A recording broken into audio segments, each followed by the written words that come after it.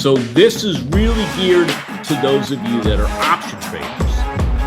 So if you're an option trader, then you understand there are more than just one risk in the market. You understand that you can buy an option and that the stock could actually move in your direction and you could still lose money. That's a certain type of risk.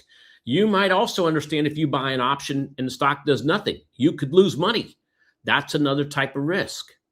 Some of you have bought us options right before earnings and the stock maybe wiggled a little bit after earnings, but your option price plummeted. That's another type of risk.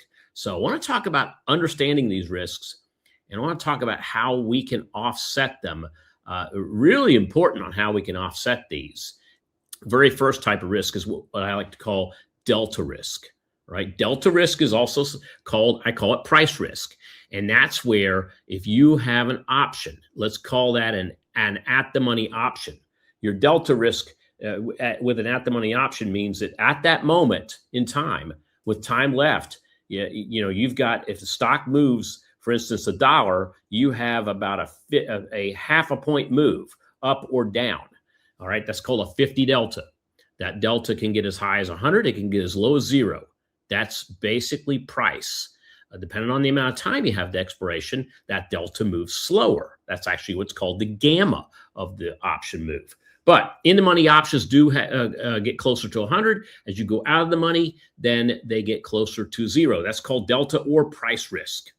Okay. Number 2 is time risk. One that I think a lot of us, well, we got to figure that one out as experience becomes most of the point for time risk. Time risk works like this. The bell curve you see as an option buyer goes lower. The most time that you can reduce in theta is at the money. That's because the option has the most time premium at the money, at the strike price. Therefore, it has the most to lose. As we go in or out of the money, that theta will drop. Next, you have what's called vega risk, volatility risk. Volatility risk is basically the nervousness, the angst of the option itself. And so volatility risk is at its highest when we're at the money, and it peels off when we go in the money, because then we're really focused on price risk. Or if it goes deep out of the money, we really have reduced most of the risk in the volatility vega Greek itself. So let's talk about how to negate some of these with out of the money options. First, delta risk, which is also called directional risk. How much does it have at the underlying that moment? If you buy out of the money options, it reduces the amount of delta risk you have in a position, because a cheap out of the money option can only get that much cheaper, but it has the ability to get much more expensive. The problem is that you really get what you pay for when it comes to options, whether they're in at or out of the money.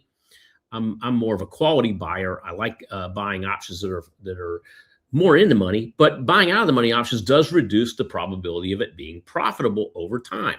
That's when you're trying to negate delta risk. What about theta risk? Well, negating theta risk means buying more in the money, all right? Replacing your extrinsic value with real intrinsic value. Out of the money and at the money options, they have a smaller delta risk, but they have 100% time risk. So one way as an option buyer that we can negate theta risk is simply go into money. If you go into money, you're actually really are doing the thing that we all learn about options first, which is, a lot of people look at options, they go, oh, it's just like a stock, but only cheaper. No, but if you buy an in the money call option, it really is like a stock, but cheaper, just not as cheap as the at the money or out of the money options. So one way of negating theta risk, buy in the money, but it does increase your delta or your price risk. Now, what about vega? We can negate vega risk buying options that have high premiums with high vega risk. Now, if you buy options with low time premiums, you can apply lower IV. It doesn't mean you don't have risk, you just have less. So you may have heard me before talk about, I like to look at the red line. I like to look at the volatility curve over time, the implied volatility chart, and I like to buy on the upswing. That way, I'm not losing as much theta decay because it's being replaced by nervousness. But again, any kind of vega buying, any kind of IV buying that you're doing does involve time risk. So what's the way? What's the way that we can really negate these risks? Why not neutralize your Greeks with what I call balanced option selling? Okay, balanced option selling looks like this. This is what I don't want to get too mathematical with everybody here, but this is what's called a normal distribution curve. Now, I know there's some mathematicians out there that are going to say, wait, Tom, but the markets have tails. The market has a tail, and it's representative in the at-the-money calls versus the out-of-the-money calls versus the out-of-money puts. Yeah, I agree with you. But for today's focus, I want you to think about this.